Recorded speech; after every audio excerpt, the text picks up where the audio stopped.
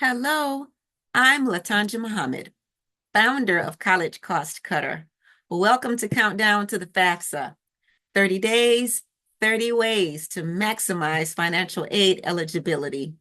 We are on day 16, so if you are just joining us, check out the description below this video where you will find links to previous sessions and catch up with us.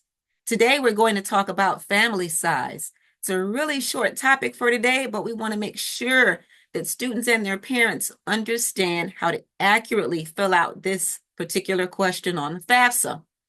Family size is used to calculate the student aid index. And so it's really important that we include all family members that should be included in this question. So all family members who are dependents, parents, siblings, the student's children, if they have children, and grandparents. Sometimes a student may not understand that it's important to list step siblings or half siblings that may be in the household, their own children, and even grandparents who are dependents.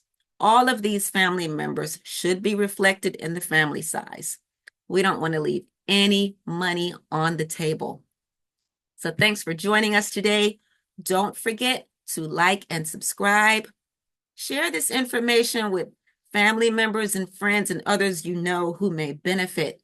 And we will look forward to seeing you tomorrow on Countdown to the FAFSA, 30 days, 30 ways to maximize financial aid eligibility.